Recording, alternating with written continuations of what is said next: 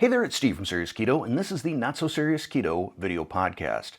I'm going to start out this podcast with a little bit of news. It's not keto in the news, but it is nutritionally related. And that is, here in the United States, last week, the FDA banned red dye number 3 from food products and drugs. Now here's the thing. Food manufacturers have until 2027 to reformulate their products. Drug manufacturers have until 2028. So this sort of begs the first question to me, which is, why do we need to put red food dye into drugs? That doesn't entirely make sense to me. But the reason this ban is going into place is because of the relationship between red dye number 3 and certain types of cancer, as well as children's behavioral issues. Now, red dye number 3, I was looking through some of the products that it's found in, and I don't think there were any on the list that I consume. There's a lot of it found in candy. So candy, a lot of sugar, children's behavioral issues. That could just be a relationship. I don't know if it's the sugar, if it's the red dye, if it's both of them. And before anybody gets concerned, I'm not defending red dye. I don't know why it's important in the first place. But as I looked through the various food products, every one of them seemed right on the edge of frankenfood, if not frankenfood to me. So imitation bacon bits. This is one of the things that contains red dye number 4. And I think if I were looking at the list of ingredients on imitation bacon bits, there's probably a half dozen or more things in there that I personally would avoid. So I don't think for me personally it's going to be an especially big deal. I think it is a good thing that we're getting rid of that. If you're eating food that requires coloring to make it more attractive to you, more appealing to you, it's probably not good food in the first place. Now, because I always like to think a few steps ahead, I'm kind of wondering what happens as a result of all this. Do food manufacturers just pick a different color food dye, which may at some point in the future get banned as well? Or do they opt for something more natural? And I was thinking through what could substitute for a red food dye. Maybe like beetroot powder? The problem is that stuff just doesn't taste very good. I mean, it pretty much tastes like dirt. I use beetroot powder in my pre-workout drink just because it's supposed to be a vasodilator and really help with blood flow and things of that nature. So I can tell you, I do not like the taste. I slam that glass down really, really fast and, then shudder and I'm done. So I don't know if there's any good tasting alternatives that could be added to food products. I don't care about candy, but food products that will still create that aesthetically pleasing color. Or you go without, and then I think people will be like, "Oh, that looks bland. Why do we have this? Bring back food dyes." I don't know. It'll be interesting to see what happens, but I think it's a good first step. And my hope is that the FDA takes a pragmatic approach going forward as we look at certain food ingredients, certain additives, and really make sure that the evidence is there that says, no, this should not be in our food, rather than just some sort of a knee-jerk reaction or big government control over what we eat. I think it's far more important that we as individuals educate ourselves and make the right decisions. The problem is big food makes it kind of difficult for us to do that. And this leads into another topic, which is the food pyramid, or I guess it's called My Plate now here in the United States. It's the nutritional guidelines from the USDA. And anytime the government, I think, gets involved, it's a bit of a problem because they are funded by lobbyists. And if you go out and you just Google who are the biggest lobbyists in the US, it's basically big food, big pharma, and then, the healthcare industry. I think there isn't a lot of motivation within those particular lobbying groups for us to eat healthier and to understand everything that we're putting in our body. And to that end, I want to talk about sort of keto myth or nutritional myth, and I'm going to be doing more of these sort of topics, the keto myths, nutritional myths, and debunking them based on my opinions, my experience, and things that I've read. But the whole food pyramid or My Plate, first off, it's kind of difficult if you get out and you Google it to find current and accurate information and guidelines. It's kind of all over the place. But I did some this morning, and here's what I found. Grains. The recommended amount of grains a person should eat, at least here in the United States, according to the government, is 6 to 7 servings. And those servings are measured in cups. That is a lot. That is a lot. I mean, even if you're not keto, imagine trying to eat the recommended amounts on this and stay in a normal sort of 2,000 calorie range. So 6 to 11 servings or cups of grains. Vegetables, 3 to 5 servings, again, measured in cups. Fruits, 2 to 4 servings, again, measured in cups. Dairy, 2 to 3 servings. Now, this is funny. Dairy, if it's milk, a serving is 1 cup. If it's natural cheese, brace yourself for this. Natural cheese, 1.5 ounces, but processed cheese, 2 ounces. So it's almost like they're saying, oh, it's better to eat processed cheese than a natural cheese. So go eat some Velveeta. For protein, brace yourself, keto and carnivore folks, 2 to 3 servings, and those servings are measured in ounces. So imagine just having 3 ounces of steak a day. That's it. That's what you get according to my plate or the food pyramid. And lastly, fats, oils, and salt should be used sparingly. What I would love to see is a study, and I think it'd be very hard to pull together. I don't know that it'd be that hard on the keto end to find participants or the carnivore end to find participants, but all the people that are anti-keto and tell you keto is so bad, just eat in moderation, eat according to the food pyramid, have those people eat the food pyramid based on the guidelines, or my plate, based on the guidelines that I just read off. And we'll each do this for 30 days. So you'll have a group of people that are keto through carnivore, some form of along the low carb continuum. Actually, you know what, to keep this fair, let's make it strict on both sides. So the keto people or the carnivore people need to be strict keto or strict carnivore, adhere to the macros, and that's the way you eat, straight, for 30 days. And then you have the other group who eats purely, strictly food pyramid for 30 days and measure various biometrics before and after, whether that's, weight, blood pressure, blood glucose, A1C, triglycerides. Measure all of those before and after and see what the results are. I think that would be a very interesting and very telling study, but I don't think it's ever going to happen unless someone who is very wealthy can pull this together unimpeded by outside influences. And then, of course, there's the challenge of finding enough people that are willing to do the food pyramid strict for 30 days.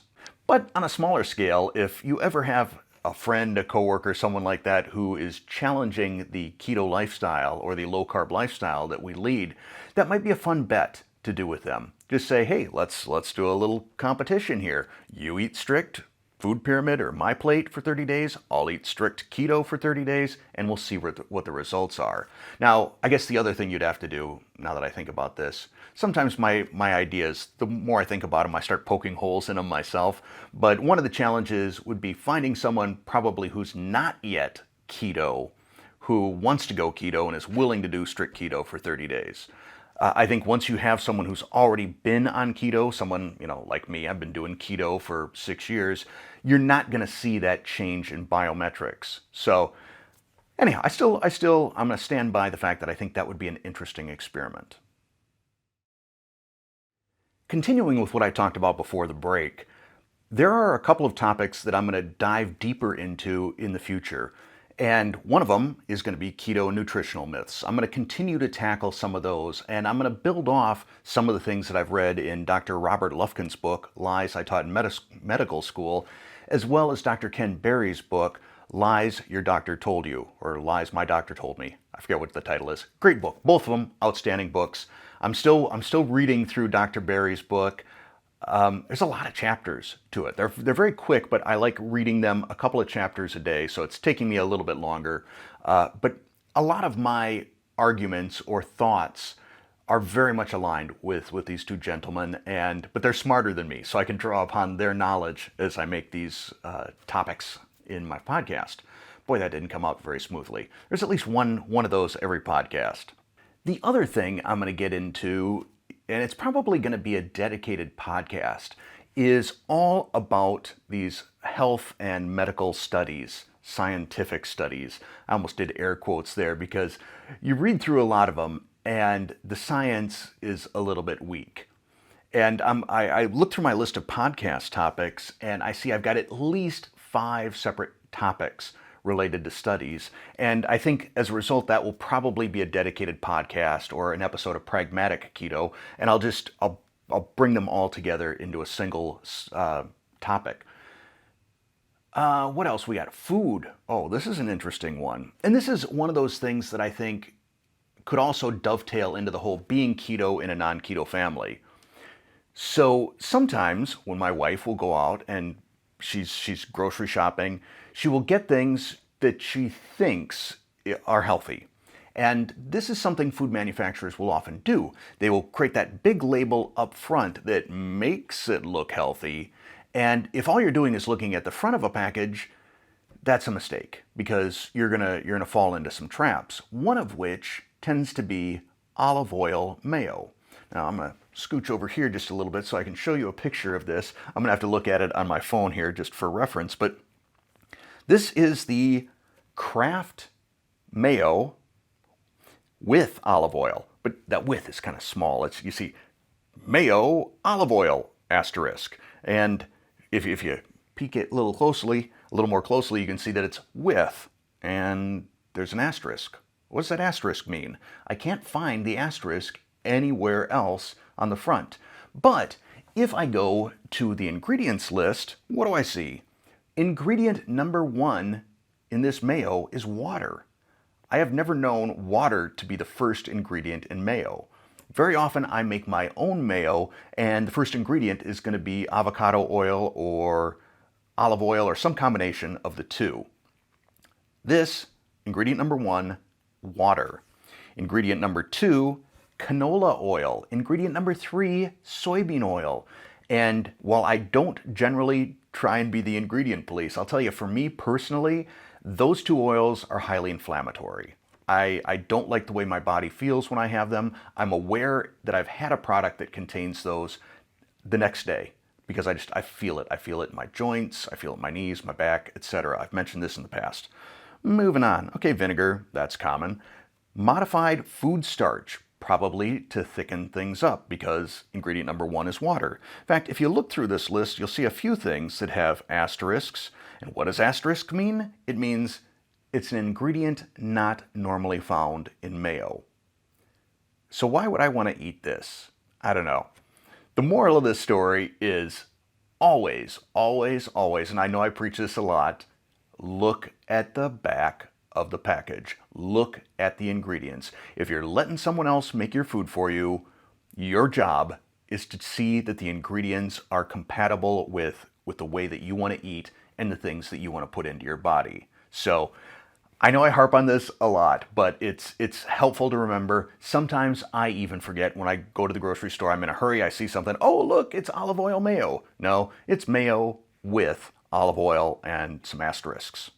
I had mentioned in the last couple of podcasts sort of the crazy domestic schedule that I've had. We have had my grandsons over 2 or 3 days a week the last 2 weeks, and that it essentially makes filming impossible. I have no idea how Terry and I managed to handle 2 children under the age of 1 at the same time. Connor, my son, and Courtney, my daughter, are only 11 months apart, and it was exhausting. I think I've managed to forget over the last 20 plus years just how tiring that is. And having the grandkids over is a reminder of that. I do not get much accomplished because and that's okay, because I'm spending time with a couple of people that I absolutely love more than anything. The other thing we had going on this past week, and I mentioned this in the last podcast, is we were repainting the ceiling, or having the ceilings repainted in a good chunk of our house. So we live in a ranch, so when I say ground floor, I mean basically the only floor besides the basement. At least half is sort of all connected. Hallway, great room, kitchen, dining area. And we had the ceilings repainted, and there was a couple places the plaster needed fixing. And it's sort of like once you start cleaning and you make a clean spot, you're like, oh, wait, here's some other dirt I need to take care of. And everything else just sort of looks not as good as a result, which wound up resulting in basically we're painting almost all the walls in that same area right now. The house is a mess. I wound up replacing some track lighting that was probably 27 years old and looking, it was white at one point. I'm not sure what color I would describe it as now. It hasn't quite made it to brown, but it was definitely discolored. And it was up over some steps that lead down to my basement. So that was an epic pain trying to replace that. But what I'm getting to is I think one of the things that I'm going to start doing maybe going forward is just videoing some of my meals. Maybe a little bit of the prep work, a little bit of the, just eye candy, here's me cutting into it. There's not going to be taste tests or things like that, but recording that so that periodically, if my schedule is so hectic that I can't pull together a recipe video, which seems to be at least once a month, I can do sort of a, here's some things that I eat. This is, you want an insight, a window into how I eat as someone who's been doing keto for 6 years. These are typically what my meals look like. And if there's one that people look at and they're like, ooh, wow, that looks really good. And I noticed you don't have a recipe video for that. Could you make a recipe video of that? It's not going to be, and I've mentioned this before on what I eat in a day or what I eat in a week videos, it's not going to be a lot of, well, it's probably not going to be any slice of life sort of stuff. There's probably not going to be a whole lot of talking. It's going to be basically, here's sort of a montage of what I ate this week. Maybe it will inspire you. Maybe it'll give you some ideas to expand the palette, no pun intended, of keto foods that you can potentially eat. Or maybe you'll see something you're like, well, that looks awesome. Steve, please, can you do a recipe video on that? So I think that's something I'm going to do just to make sure that I've got sort of a level load of content on any given week. But yeah, I think that's going to be about it for this podcast. Looking at my lists here real quick. Did I cover everything? I did. So that is going to be it for this podcast. I hope you enjoyed it. I enjoyed spending time with you, and I appreciate this time every week. Thank you for your time. Thank you for your comments. Thanks for watching. Thanks for listening. And especially, thanks for watching.